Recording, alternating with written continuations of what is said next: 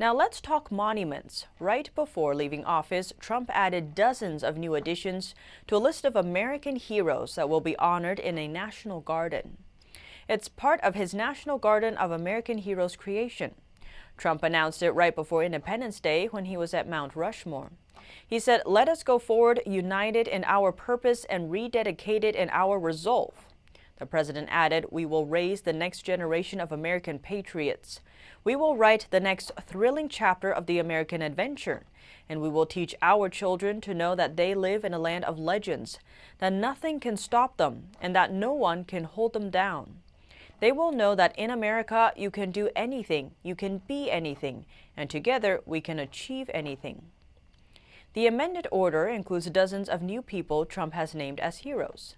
They include the astronaut Neil Armstrong, singer-songwriter Woody Guthrie, Supreme Court Justice Ruth Bader Ginsburg, and Jeopardy host Alex Trebek.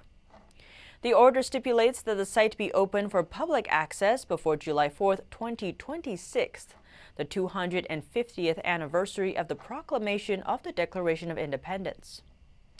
The order reads, "The statue or work of art should also be a lifelike or realistic representation of the individual being depicted, and not an abstract or modernist representation." If we take a look at the architecture in D.C., many of the buildings are created in a classical style. Why is that?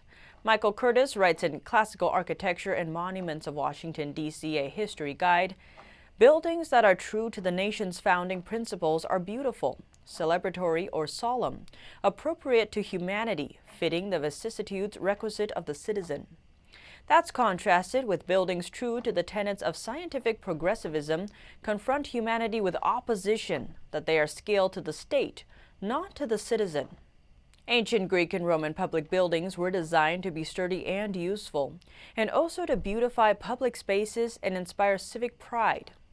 Throughout the Middle Ages and the Renaissance, public architecture continued to serve these purposes.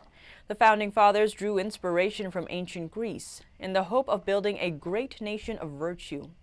They wanted America's public buildings to inspire the American people and encourage civic virtue. They sought to use classical architecture to visually connect our contemporary republic with the antecedents of democracy in classical antiquity, reminding citizens not only of their rights but also their responsibilities in maintaining and perpetuating its institutions. In the 1950s, the federal government largely replaced traditional designs for new construction with modernist ones. This practice became official policy after the Ad Hoc Committee on Federal Office Space proposed what became known as the Guiding Principles for Federal Architecture in 1962. The guiding principles implicitly discouraged classical and other traditional designs known for their beauty, declaring instead that the government should use contemporary designs.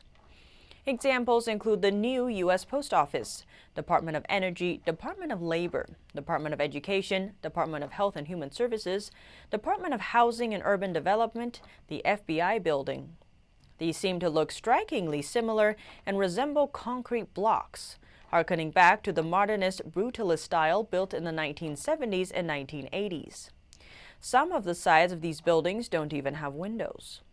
So why did Trump want to start a garden of statues honoring American heroes? In the executive order, Trump cited the recent wave of statue topplings and acts of vandalism that occurred across the nation amid protests following the death of George Floyd. Trump said in his order, "To destroy a monument is to desecrate our common inheritance." In recent weeks, in the midst of protests across America, many monuments have been vandalized or destroyed. Adding, some local governments have responded by taking their monuments down. He noted that monuments to key figures in American history, Christopher Columbus, George Washington, Thomas Jefferson, Benjamin Franklin, have been destroyed, vandalized, or removed. He said these statues are not ours alone, to be discarded at the whim of those inflamed by fashionable political passions. They belong to generations that have come before us and to generations yet unborn. He outlined the importance of building monuments and the purpose behind his executive order, saying America owes its present greatness to its past sacrifices. Because the past is always at risk of being forgotten, monuments will always be needed to honor those who came before. He said these statues are silent teachers in solid form of stone and metal.